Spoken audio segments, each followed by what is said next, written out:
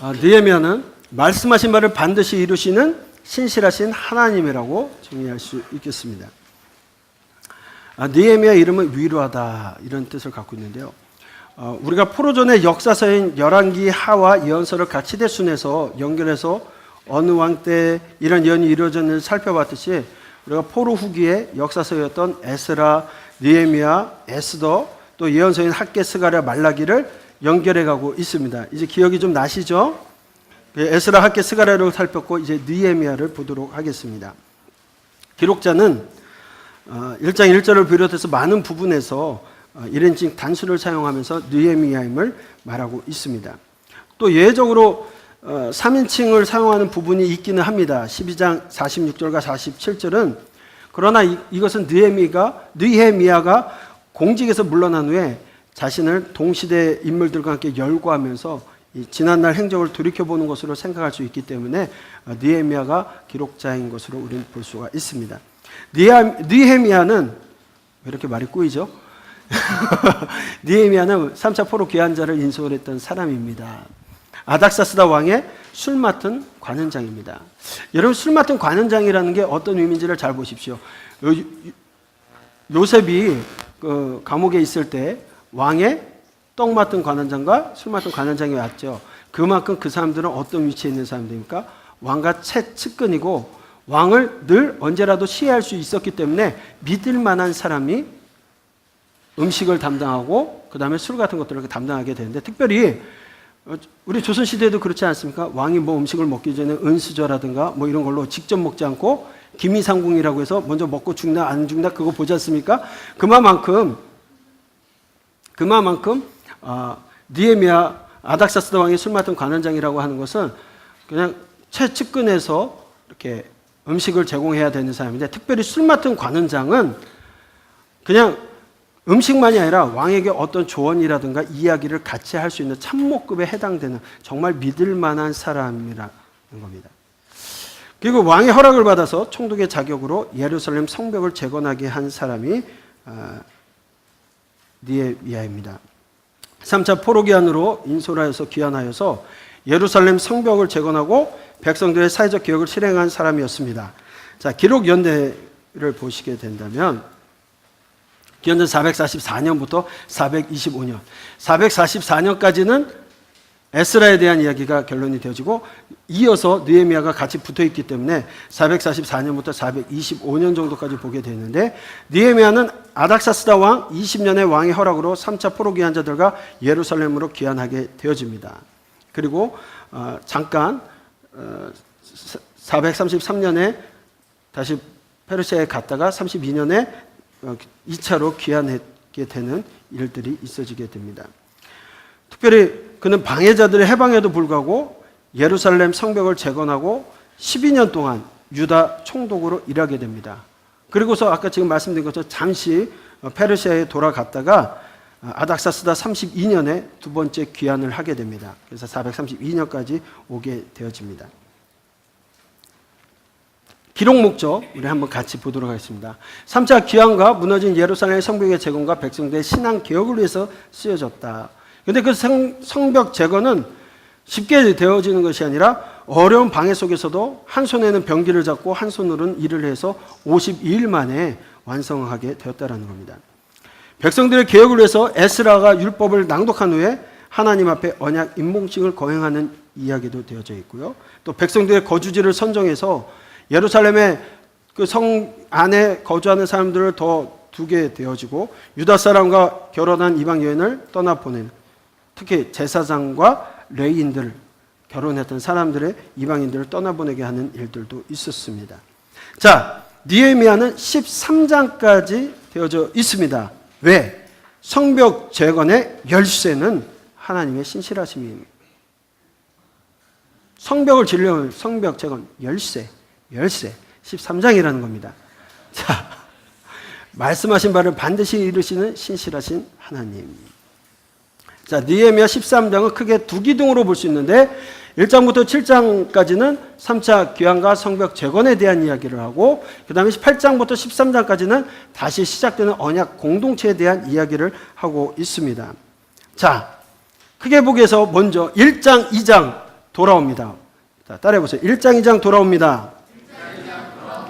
3장에서 성벽 공사가 시작됩니다.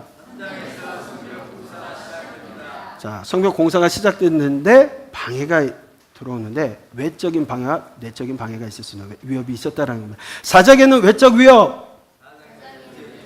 고맙습니다. 5장에는 내적 위협. 그 다음에 6장에는 지도자 느헤미야를 암살하기 위한 개인적인 위협도 있었습니다. 그렇죠? 그리고 7장에 와서 뭐가 됩니까? 성벽이 또 성문이 완공, 공사가 완성되어지는 이야기를 하게 됩니다. 그 다음에 둘째 기둥은 8장부터 13장까지인데 다시 시작되는 언약 공동체입니다. 성벽 재건 이후에 에스라가 율법을 낭독하게 되고 백성들의 회개와 백성들의 말씀 순종에 대한 언약식을 하게 됩니다. 그리고 예루살렘 성읍에서 백성을 정착시키는 일들을 있게 되어지고 그 사이에 이제 12장과 13장 사이에 11년이라는 세월이 지나요. 이건 다 1년 안에 일어난 일입니다. 귀환해서 있어지는 이야기들. 그리고 12년간 유다 총독으로 있었다가 페르시아에 갔다가 돌아와서 느헤미야의 개혁을 하게 되는 내용이 기록되어져 있습니다. 자, 1장 예루살렘의 환란의 소식을 듣고 느헤미야가 기도하게 되는 내용이 나오는데 어떤 소식을 듣게 되냐면 형제로부터 하난이라는 형제로부터 이스라엘, 유다, 예루살렘 사람들의 형편을 묻게 되는데 그들이 사로잡힘을 면하고 남아있는 자들이 그 지방 거기에서 큰 환란을 당하고 능욕을 받으며 예루살렘 성은 허물어지고 성문들은 불탔다 하는지라 이거는요 그 성전이 완공되었는데 계속해서 주변의 어려움들, 주변의 사람들이 성전이 완성되었음에도 불구하고 지속적으로 그 이스라엘 백성들을 괴롭히고 그랬다라는 거예요. 그래서 때론 성 외곽의 문도 파괴되고 부서지고 불타는 모습들을 보게 되었다라는 이야기를 듣게 됩니다.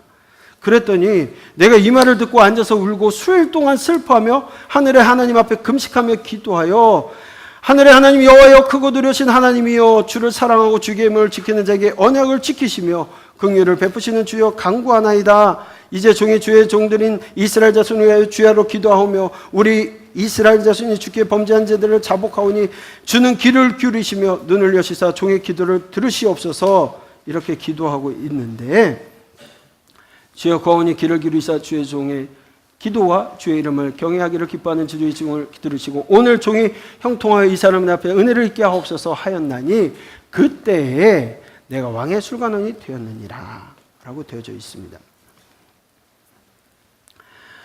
예루살렘에 페르시아 왕 아닥사스다 2년 그 기스월에 수상궁의 왕의 술 맡은 관원장에 있었던 느헤미야가 예루살렘에 있는 동생 하나니아부터 유다의 예루살렘에 남은 사람들의 환난을 당하고 능욕을 당한다는 이야기를 듣게 됩니다. 여기 그때 내가 왕의 술관원이 되었다 그러니까 그 기도한 다음에 술관원이 되었다 그게 아니라 그 시기에 술관원장으로 임해 있었다라는 얘기겠죠.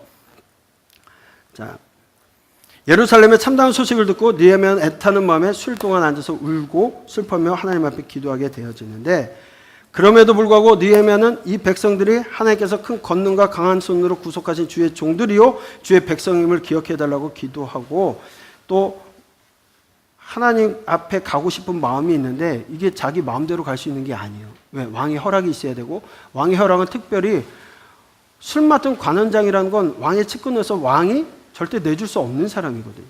그런 것들이 있었기 때문에 왕의 은총을 잊게 해달라고 요청하는 기도를 하게 되었다는 겁니다. 이때 느헤미야가 왕의 술 맡은 관원이었습니다. 아까도 제가 말씀드린 것 술 맡은 관원은 최고로 그 최측근에 해당되고 참모 역할을 했던 사람이라고 보면 됩니다. 여러분 삼국지 같은 데 보면 용장들 곁에 항상 지략가나 조언가가 있었습니다. 그렇죠?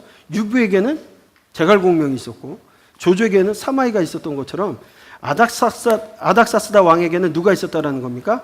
느헤미야가 있었다라는 겁니다. 그러니 느헤미야가 잠시라도 자리를 비울 수가 없는 겁니다. 그런데 왕이 자신의 귀환을 허락해 줘야 되는데 그러기 위해서는 하나님께 왕의 마음을 움직여달라고 기도드리고 있는 겁니다. 자, 아닥사스다 왕 20년 니산월에 왕 앞에 포도주가 있기로 내가 그 포도주를 왕에게 드렸는데 이전에는 내가 왕 앞에서 수심이 없었더니 왕이 내게 이르되 내가 병이 없거늘 어찌하여 얼굴에 수심이 있느냐 이는 필연 내 마음에 근심이 있으리로다 하더라. 그때가 내가 크게 두려워하여. 여러분 한번 생각을 해보세요. 정말 친분이 있지 않으면 왕 앞에 나가는데 수심이 있게 나가가지고 얼굴에 그늘이 있게 술을 따른다면 어떻게 되겠어요? 저거 나 시해하려고 하는 거 아니야? 이런 오해를 받을 수도 있는 거고 분명히 문제가 되는 겁니다. 그런데 그거를 좋게 봤다라는 건 이 역시도 또 뭐 아주 친한 친분이 있어서 그럴 수도 있겠지만 하나님께서 그런 모습들로 만들어 가셨다는 거예요. 걱정하면서 그때 두려워하며 말을 하게 됩니다.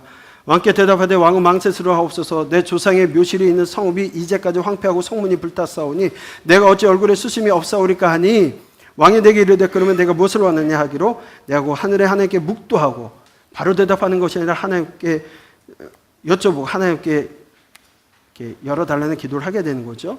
왕에게 아뢰되 왕이 만일 좋게 여기시고 종의 왕의 목전에서 은혜를 얻었사오면 나를 유다 땅 나의 조상들의 묘실에 있는 성읍에 보내어 그 성을 건축하게 하옵소서. 그때 왕후도 왕 곁에 앉아있더라. 왕이 내게 이르되 내가 몇 날에 다녀올 길이며 어느 때에 돌아오겠느냐 하고 왕이 나를 보내기를 좋게 여기기로 내가 기한을 정하고 왔다라는 겁니다. 자, 그러면서 그냥 보내는 것이 아니라 분명히 그때 시대적 상황이 아까 역사 상황 속에서 말씀을 드렸는데 그런 일들이 있었기 때문에 왕도 보낼 수 있는 상황이 되었다라는 겁니다. 또 왕에게 이르되 왕이 만일 좋게 여기시거든 강 석주 총독에게 내리는 조서를 내게 주사 그들이 나를 용납하여 유다에 들어가기까지 통과하게 하시고 또 아삽에게 조서를 내리사 그가 성전에 속한 영문의 문과 성곽과 내가 들어갈 집을 위하여 들보로 쓸 제목을 내게 주게 하옵소서 하며 내 하나님의 선한 손이 나를 도우심으로 왕이 허락했다. 앞에 누가 도우셨다고요? 하나님께서 도우셨습니다. 분명히 이런 일들이 있어지게 되는데 결과적으로 약 4개월 후에 아닥사스다 왕 20년 니산월에 군대 장관과 마병을 보내어서 예루살렘 귀환길을 무장 경호해 주면서 보내어지게 되어집니다. 페르시아 왕이 이렇게 측근의 사람을 멀리 떠나 보내는 일에 허락을 한 것은 단순히 친분 이상의 목적이 있었기 때문인데 1차, 2차 귀환처럼 강 서편에 있는 반란 세력을 견제하기 위한 정치적인 의도에 의해서 이루어진 것이라고 왕의 입장에서는 그럴 것입니다. 그러나 하나님의 선하신 도심의 손길로 페르시아 제국 왕의 허락과 보호 아래 3차 귀환이 이루어지게 되는 겁니다. 느헤미야가 예루살렘에 돌아온 지 3일 만에 야간 암행을 가게 되어지고 무너져서 불탔던 성벽을 둘러보고 어떻게 할 것인가 구체적인 계획을 세우게 됩니다. 완전히 다 불타있는 모습을 보게 되고요. 그는 먼저 지도자들을 모아서 예루살렘 성벽이 무너졌으니까 다시 건축해서 수치를 당하지 말자라고 권고합니다. 그랬더니 암몬 사람과 아라비아 사람들의 방해와 조롱과 비웃음이 있게 되어집니다. 그럼에도 느헤미야는 하나님의 선한 손길이 도우셔서 자신의 귀환을 도운 사실을 전하면서 하나님과 함께 하시니 모두 함께 성벽 재건에 힘쓰자고 촉구하게 됩니다. 이미 페르시아 왕의 마음을 움직여서 자신을 귀환케 하신 하나님의 역사하심과 동행하심을 경험했기 때문에 그 백성들을 설득하고 함께 할 수 있었던 겁니다. 자, 1, 2장에서 뭐 한다고 했습니까? 돌아왔습니다. 다시 한번 1, 2장에서 돌아오고 따라해 주시면 감사하고요. 자, 1, 2장에서 돌아오고 3장에서 성벽 공사가 시작되고 4장에는 외적 위험, 5장에는 내적 위험, 6장에는 개인적 위험, 7장에서는 성벽 공사 완성. 네, 3장에는 성벽 중건에 동참한 사람들의 명단이 나오게 됩니다. 그리고 그들이 맡아서 관할할 구역들을 소개하는 내용들이 있게 되는데 성벽 재건이 시작되어집니다. 자, 3장 1절로 3절의 내용을 보게 되니까 느헤미야는 도성의 7개 문으로 된 성벽의 각 구간을 해당 지역의 거주자들이 자기 지역을 맡아서 책임지는 방식으로 성벽 건축이 진행되도록 각자 일을 주어지게 합니다. 이렇게 하나님의 도성을 재건할 때 하나님의 일에 대한 직업이라든가 나이라든가 성별에 관계없이 모든 계층의 사람들이 함께 동참하게 되는 겁니다. 현재 이스라엘에 가면 예루살렘의 성벽은 이 느헤미야가 쌓았던 성벽이 아니라 제1, 제2 성전은 다 무너졌죠. 그 다음에 지금 남아있는 것은 아랍 시대에 쌓았던 성벽입니다. 그런데 느헤미야 성벽은 주 70년 로마 침략에 의해서 다 무너지고 지금 남은 곳은 뭐가 있습니까? 통곡의 벽, 그거 기둥 하나만 남아있는 겁니다. 그래서 유대인들은 예루살렘에 거주하지 못하도록 다 흩어버리신 사건들도 있었습니다.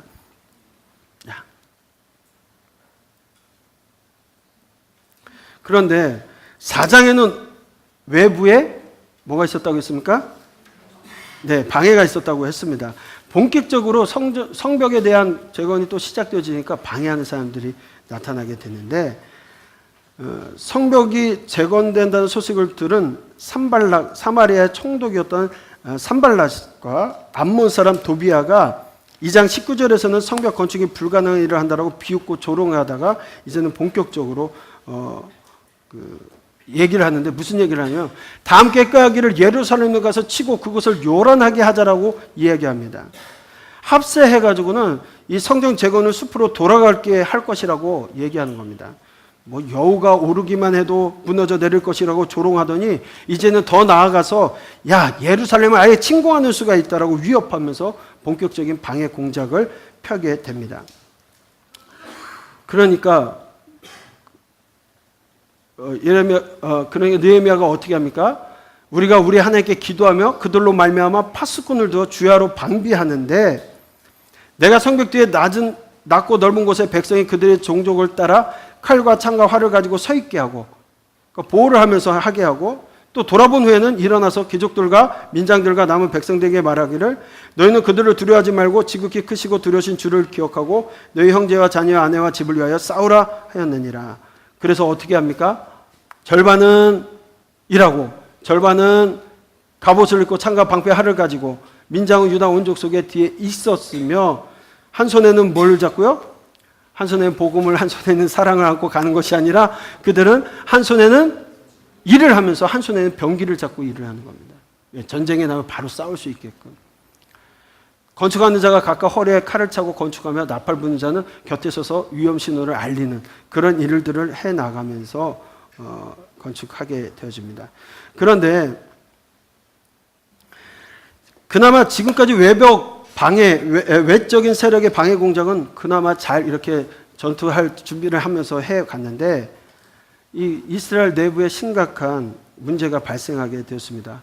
왜 그러냐? 5장에서 내적인 문제가 발생하게 되는데 그건 가난한 백성들이 어려움으로 인해서 내적인 어려움에 봉착하게 되었다는 겁니다.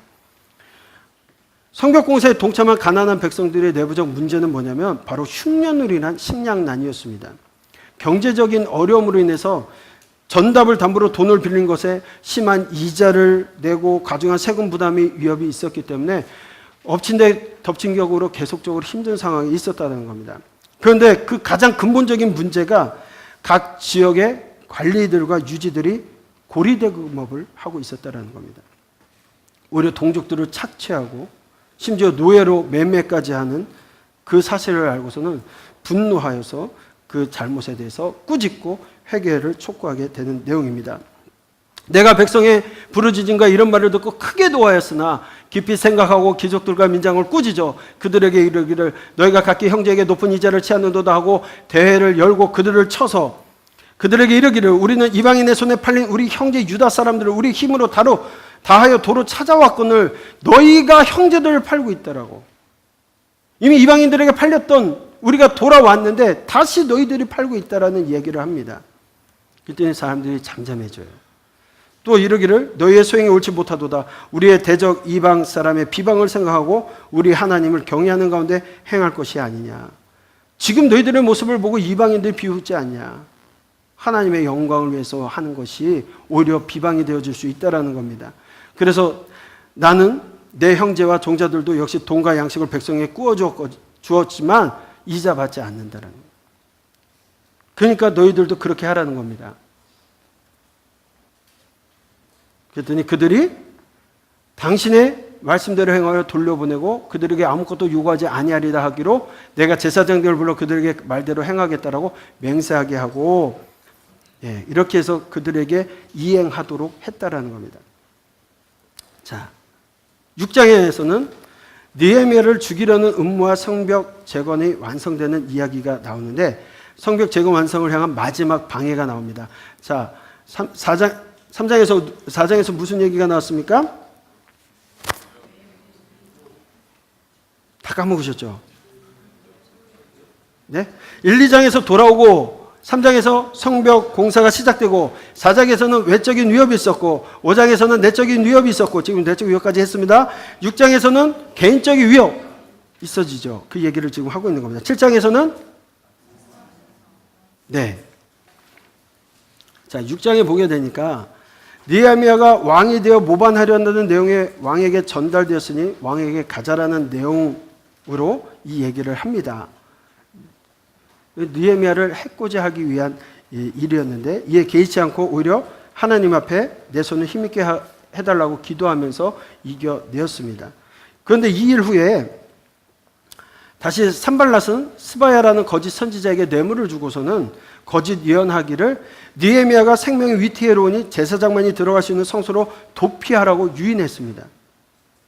그런데도 그 일에도 하나님께서 함께하지 않으심을 알고 느헤미야는 함정에서 빠져나올 수 있었다는 겁니다. 분별력 있는 믿음으로 인해서 그 함정에서 빠져나오고 지도력을 발휘하게 되었던 내용을 소개하고 있습니다. 자, 7장에서 예루살렘이 성벽이 재건되어지고 예루살렘 행정 조직 및 인구 등록하는 내용이 나오게 됩니다. 그들이 포로 귀환 인구 조사를 통해서 명단을 공개하게 되는데 이 인구 조사는 이들이 포로 전에 그들의 조상들이 살았던 정착지와 상속권에 관련된 문제들, 그것들을 이제 권리 주장하기 위함이라고 이야기하고 있습니다. 마지막으로 느헤미야는 이 성벽 공사를 위하여 온 백성들과 족장들과 총독이 많은 재산을 헌납하기에 가능했다라고 이야기하고 있으며 결국 성벽 역사가 50일 만에 에드월 25일에 끝났다라는 것을 설명하고 있습니다. 성벽 재건이 되었다라는 겁니다. 우리의 모든 대적과 주위에 있는 이방 족속들이 이를 듣고 다 두려워하여 크게 낙담하였으니 그들이 우리 하나님께서 이 역사를 이루신 것을 알게 되었다라는 겁니다. 자, 이제 8장부터 10장까지는 다시 시작되는 언약, 13장까지 다시 시작되는 언약 공동체에 대한 이야기가 나옵니다. 그 가운데 8장부터 10장은 율법 낭독과 언약에 임봉한 사람들에 대한 이야기가 되어지고 있습니다. 8장에서 에스라가 율법을 낭독하고 백성들의 회개가 이어지게 됩니다. 우리 한번 같이 읽어보도록 하겠습니다.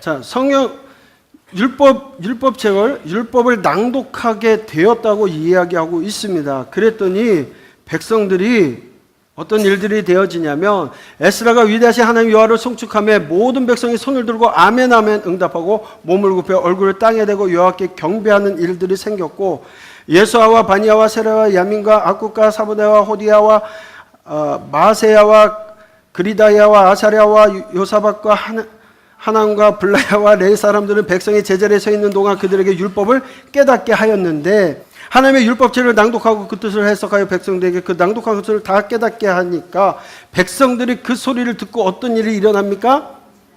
우는 일이 생겼어요. 회개하는 일들이 생겼는데 오히려 그날에 율법에 명시한 데도 모든 성읍에 공포하기를 7월 초기에 초막절에 있음도 이야기하게 됩니다. 울지 말라죠. 왜? 성회니까 기쁜 날이라고 이야기하고 있습니다. 오늘은 성일이니 마땅히 중요하고 근심하지 말라 말씀하고 모든 백성이 곧 가서 먹고 마시며 나눠주고 크게 즐거워하니 이는 그들이 읽어 들려준 말을 밝히 알미라. 자, 여기 율법을 낭독했더니 그들이 읽어준 말을 어떻게 됐다고요? 밝히 알았다라고 이야기하고 있어요. 바벨론 포로 이전과 확 달라진 모습을 보게 되어지죠. 하나님께서 이스라엘 공동체, 회복된 공동체를 보여주시고 있다라는 겁니다. 그들이 초막절을 지키도록 얘기하게 되고 순종하여서 각각 초막을 짓고 8일째 대규모 집회로 모이게 됩니다.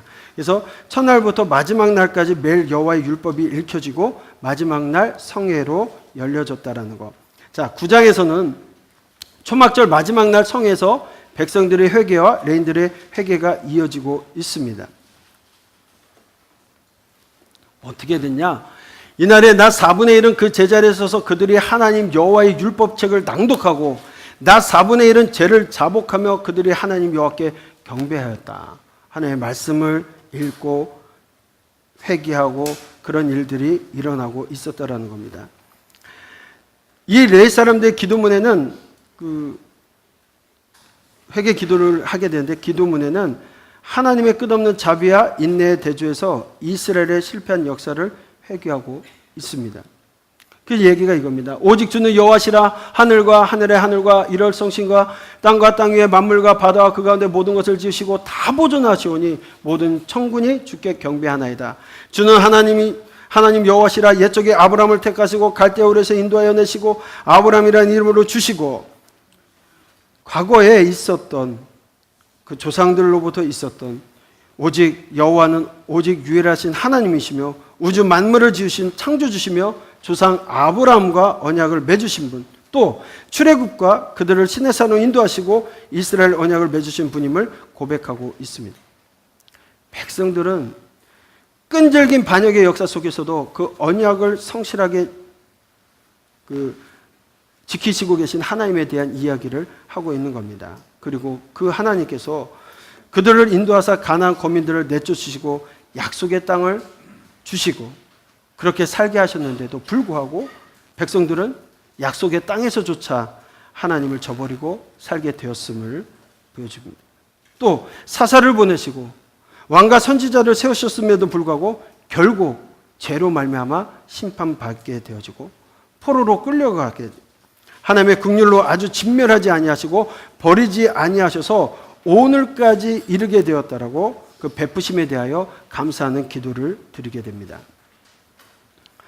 이스라엘이 바벨론 포로 70년 동안 끌려간 이유는 율법에 순종하지 않았고 목을 곧게 하여 참 하나님 여호와를 버리고 바알이 하나님이라고 우상 숭배했기 때문이라고 이야기하고 있습니다. 포로 70년 생활 이후에 비로소 여호와께서 하나님이시며 오직 하나님은 여호와 한 분뿐이시라는 사실을 그들은 깨닫게 된 겁니다. 그리고 그들은 하나님 앞에 언약을 세워서 헌신할 것을 다짐하게 됩니다. 10장에서는 언약에 임봉한 사람들의 명단이 나오게 되는데 10장 1절에 보니까 그 임봉한 자는 하갈의 아들 총독 느헤미야와 시드기야 여러 사람들의 이름들이 되어지게 되고 28절 그 남은 백성과 제사장과 레위 사람들과 문지기들과 노래하는 자들과 느디님 사람들과 및 이방 사람과 절규하고 하나님의 율법을 준행하는 모든 자와 그들의 아내와 그들의 자녀들 곧 지식과 총명이 있는 자들은 다 그의 형제 귀족들을 따라 저주로 맹세하기를 우리가 하나님의 종 모세를 통하여 주신 하나님의 율법을 따라 우리 주 여호와의 모든 계명과 규례와 율례를 지켜 행하여 그렇게 하나님의 말씀을 지켜 행하겠다고 이야기하게 되는 거예요. 실천하겠다는 서약을 하게 됩니다. 여호와께서 모든 계명과 율례와 규례를 지켜 행하기를 순종과 헌신을 맹세하여서 선서한 사람들의 명단을 기록하고 있는 겁니다. 그들은 특히 이방인들과 통혼을 금지하고 안식일에 매매하지 않고 안식년을 지키고 정기적인 성전세를 바치고 소제와 번제와 속죄를 드리고 11조도 드리게 될 것이라고 하나님 말씀을 생활 속에서 실천하겠다고 서약하게 됩니다. 11장에서 예루살렘 성읍과 정탐의 명단이 나오게 되어지는데 당시 귀한 자들이 유다 여러 성읍에 각자 자기의 역할들을 가지고 거주했기 때문에 예루살렘 성읍에는 거주자가 너무 적었습니다. 때문에 인구를 증가시킬 필요가 있었습니다. 왜냐하면 거기를 보호해야 될 필요도 있었고 여러 가지 방어 차원에서 적정 인원이 거주해야만 했습니다. 그래서 자원에서 예루살렘에 거주하는 자를 위해 복을 빌어주고 있습니다. 그리고 예루살렘 거주민 중에 대표적인 자들이 명단이 유다 지파와 베냐민 지파, 레위 사람들이 중심하여 소개되고 있습니다. 또 다른 지역에 살고 있는 사람들의 이야기도 되어지게 되고, 그다음에 종교적인 제도의 재정비 사업으로 제사장, 레위 지파의 명부와 성벽 봉헌이 이루어지게 됩니다. 네, 당시 이제 바사의 행정 구역을 보시게 되면 당시 그 유다가 속국으로 있고 이런 모습으로 있었다라는 겁니다. 이렇기 때문에 뭐 유다를 중심으로 해서 사마리아나 뭐 이두메나 아스돗, 시돈의 하사 영지 그 밑으로는 아직도 애굽이 있기 때문에 그런 차원에서 보호해야 될 필요가 있었다는, 계속적으로 그들이 침략하고 계속 방해하고 그런 일들이 있었기 때문에 그곳을 지켜야 되기 때문에 유다로 예루살렘으로 들어오게끔 만들었다라는 겁니다. 이제 성전도 성벽도 성문도 완전하게 재건되었습니다. 성전도 있고 성벽도 재건되었기 때문에 필요한 사람들이 있었습니다. 성전에서 봉사할 제사장들과 레인들이 필요했습니다. 그렇기 때문에 레인들의 가게를 조사하고 수르바벨과 예수와 함께 1차 때 귀환한 제사장들과 레인들의 명단을 기록하는 내용들이 나오게 됩니다. 그러고 나서 성벽 봉헌식을 드리게 되는데, 그날에 얼마나 기쁨으로 드리게 되었는지 하나님 앞에 감사 찬양을 드리며 기뻐하는 소리가 멀리까지 들리게 되었다라고 말하고 있습니다. 자, 이 12장까지는 언제 있었던 일입니까? 444년에 있었던 일입니다. 444년에 왕의 허락하에 예루살렘에 오게 되고 이곳에 와서 3일간 돌아다니면서 성벽이 무너진 것들을 수찰하고 나서는 그 사람들을 동원해서 같이 짓기를 원하고 50일 만에 성벽을 완성하게 되고, 그리고 나서 율법을 에스라와 함께 율법을 낭독하는 일이 있고 언약의 사람들이 임봉하게 되는, 그리고 예루살렘 정착하게 되는 이야기들, 명단들을 기록하는 일들이 다 언제 있었던 일입니까? 1년 안에 있었던 일입니다. 444년. 그리고 12장과 13장으로 갈 때는 11년의 역사가 지나갑니다. 더 이상의 얘기는 없죠. 그러면 이 일이 끝나고서 11년 동안은 총독으로서 그냥 느헤미야가 활동했던 내용들이 있었을 것이고, 그 다음에 여기서 넘어가는 시기가 언제냐면 433년 느헤미야가 바벨론으로 잠시 돌아가게 됩니다. 그리고 432년 2차 귀환하는 일이 있게 되는데, 요 1년 사이에, 그러니까 12년을 봉직하고 나서 이제 페르시아에 갔다가 돌아오는 그 1년 사이, 빠르게 보면 1년이면 가는 기간이 뭐 4개월, 오는 기간 4개월, 뭐 빠르게 왔을 때도 그러고 잠시 다녀온다고 했지만 1년으로 잡았을 때 그 사이에 일어난 일들이 있었습니다. 13장에 대한 이야기인데, 네, 두 번째 개혁의 이야기가 되어지고 있습니다. 자, 이걸 보게 되면 그날 모세의 책을 낭독하여 백성에게 들렸는데 그 책에 기록하기를 암몬 사람과 모압 사람은 영원히 하나님의 총에 들어오지 못하리니, 이는 그들의 양식과 물로 이스라엘 자손을 영접하지 아니하고 도리어 발람에게 뇌물을 주어 저주하게 했습니다. 그러나 우리 하나님이 그 저주를 돌이켜 복이 되게 하셨다 하는지라. 이거는 언제 있었던 사건입니까? 출애굽 때 있었던 사건입니다. 그런데 왜 이 얘기를 지금 와서 또 하고 있느냐? 백성이 이 율법을 듣고 곧 섞인 무리를 이스라엘 가운데에서 모두 분리하였는데, 그 이야기를 하면서 무슨 얘기를 하냐면, 그때 내가 예루살렘에 있지 아니하였느니라. 바벨론 왕 아닥사스다 32년에 내가 왕에게 나아갔다 며칠 후에 왕에게 말미를 청하고 예루살렘에 이르러서 엘리야십이 도비아를 위하여 하나님의 전뜰에 방을 만든 악한 일을 안지라. 이 누굽니까? 이 누구예요? 도비아가 성벽을 재건할 때 방해했던 사람이에요. 그 사람이 누굽니까? 네. 그러니까 왜 갑자기 저희가 연대를 얘기할 때 그 432년이라고 얘기하냐면 그 1년 사이로 보고 왜 그 뒤로 보게 되냐면 느헤미야가 2차 종교 개혁을 하면서 율법을 낭독하여 온 백성에게 들려주는데 거룩한 성의 이방인 특히 암몬 사람과 모압 사람은 여호와의 총회에 참여하지 못하도록 규정하는 율법의 내용을 읽어주는 겁니다. 이로 인하여 하나님 앞에 드리는 거룩한 성전 제사에 이방인 무리가 혼합되지 않도록 사전에 분리시키는 작업을 하게 되는데 그 총독으로 12년 마치고 페르시아에 돌아갔다 돌아온 사이에 예루살렘 문제가 발생했는데 암몬 사람 도비아에게 성전 방을 내줬던 사건입니다. 그게 얼마나 화가 났는지 그 앞전에 그 얘기를 하는 겁니다. 그러니까 이런 일이 있어서 모압 사람과 암몬 사람들은 여호와의 총회에 들어오지 못한다는 얘기까지 다시 한번 거론하고 있는 걸로 보여지고 있습니다. 또 그 1년 사이에 어떤 일이 있었냐면 11조도 드리지 않은 거예요. 그들이 다 봉헌하면서 뭐라고 했습니까? 하나님의 율례를 지키고 규례를 지키겠다고 얘기했는데 그 1년 잠시 페르시아에 다녀오는 그 사이에 그 모든 것들이 무너진 모습을 보게 됩니다. 11조도 안 드리고 안식일도 안 지키고 이방인과의 결혼 문제 등이 일어나고 있었다는 겁니다.